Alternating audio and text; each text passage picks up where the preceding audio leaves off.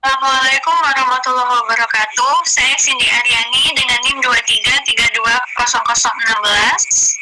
Dan saya Alia Nazwa Febriani dengan NIM 23320078. Dan NIM 233299. Baiklah, di sini kami membahas tentang isu penghapusan tenaga honorer.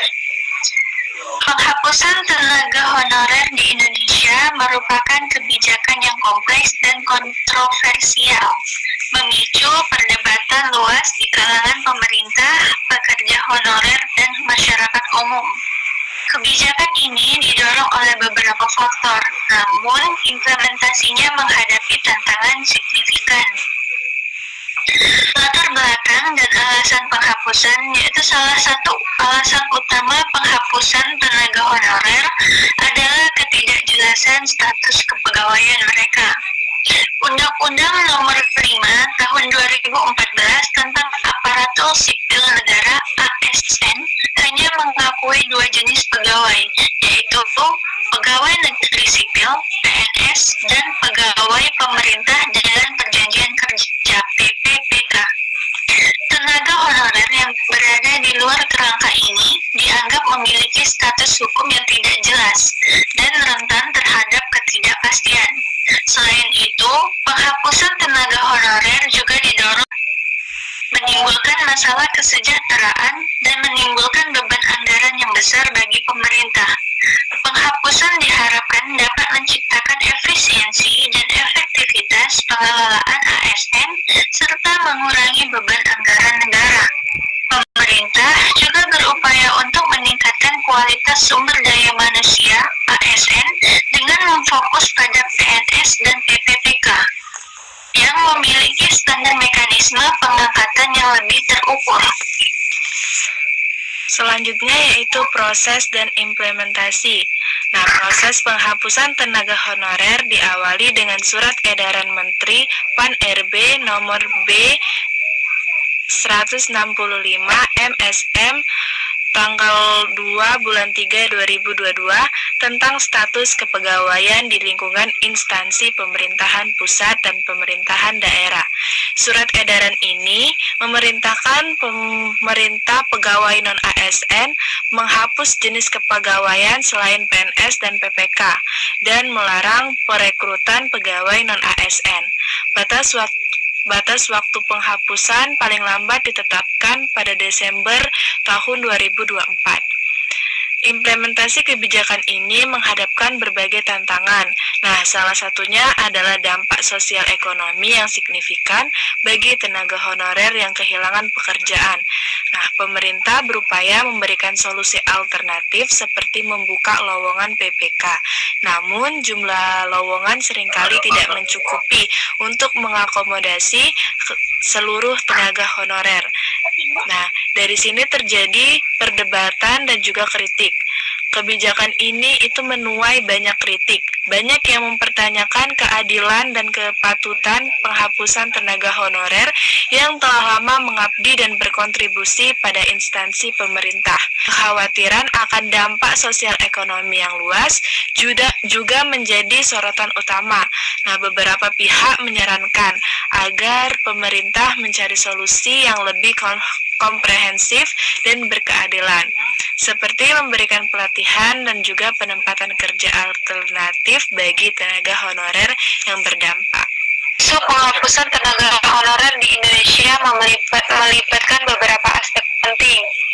Pertama, penghapusan ini bertujuan untuk meningkatkan, namun langkah ini juga menimbulkan kekhawatiran mengenai kesejahteraan tenaga honorer yang banyak bergantung pada pekerjaan tersebut. Kedua, ada tantangan dalam penyerapan tenaga honorer di dalam sistem formal, mengingat banyak dari mereka tidak memiliki kualifikasi yang sesuai untuk posisi tetap. Hal ini menimbulkan perdebatan tentang bagaimana pemerintah dan memastikan keberlanjutan peran ini memerlukan strategi yang jelas untuk mengurangi dampak sosial, termasuk pelatihan dan peluang kerja alternatif bagi tenaga honorer yang terpengaruh. Secara keseluruhan, meskipun ada niat baik penghapusan tenaga honorer, implementasinya harus mempertimbangkan kesejahteraan individu dan stabilitas sosial. Kami mengkaitkan penghapusan tenaga honorer ini dengan teori formulasi kebijakan kelembagaan, karena teori ini menekankan peran institusi dan aktor-aktor dalam proses pengambilan keputusan kebijakan. Dalam konteks penghapusan tenaga honorer, beberapa institusi dan aktor yang terlibat, antara lain: 1. Kementerian Kehagunaan, Aparatur Sipil Negara dan Reformasi Birokrasi. 2. Badan Kepegawaian Negara atau BKN. Yang ketiga, Asosiasi Pemerintah Kabupaten seluruh Indonesia. Yang keempat, pakar kebijakan publik.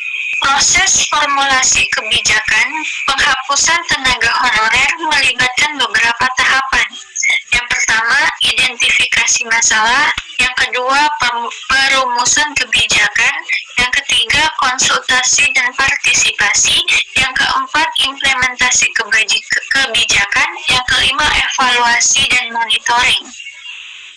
Penghapusan tenaga honorer merupakan contoh nyata dari formulasi kebijakan kelembagaan yang kompleks.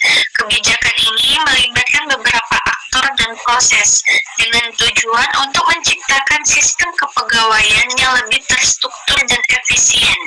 Namun, kebijakan ini juga menimbulkan berbagai tantangan dan memerlukan strategi yang tepat untuk meminimalkan dampak negatifnya. Isu tentang penghapusan guru honorer di Indonesia itu berhubungan dengan teori inkrementalisme. Ini berpendapat bahwa perubahan kebijakan terjadi secara bertahap dan inkremental, bukan melalui perubahan radikal. Penghapusan tenaga honorer dapat dilihat sebagai puncak dari serangkaian kebijakan sebelumnya yang berkaitan dengan pengelolaan kepegawaian di Indonesia.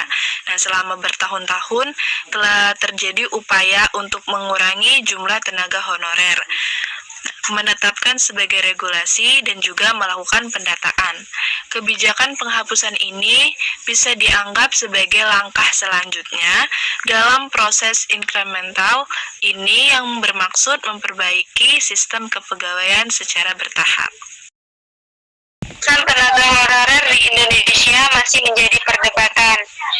Beberapa daerah telah mulai mengurangi jumlah tenaga honorer, sementara yang lain masih mempertahankannya. Kebijakan ini tergantung pada regulasi pemerintah pusat dan keputusan masing-masing daerah.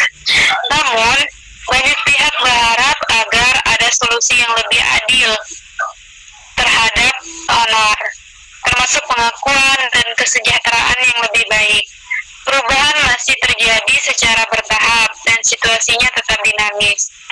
Penghapusan tenaga honorer merupakan kebijakan yang kompleks dengan berbagai pertimbangan, meskipun didorong oleh tujuan untuk meningkatkan efisiensi, efektivitas, dan kualitas ASN. Kebijakan ini juga menimbulkan tantangan dan kontroversi yang signifikan. Evaluasi terhadap dampak kebijakan ini sangat penting untuk memastikan bahwa tujuan peningkatan kualitas layanan publik tercapai tanpa mengorbankan kesejahteraan dan hak-hak pekerja honorer. Perlu juga dikaji lebih lanjut tentang bagaimana kebijakan ini berdampak pada kualitas layanan publik di berbagai daerah Indonesia. Demikianlah hasil diskusi kami tentang isu penghapusan guru honorer di Indonesia. Kami akhiri. Wassalamualaikum warahmatullahi wabarakatuh.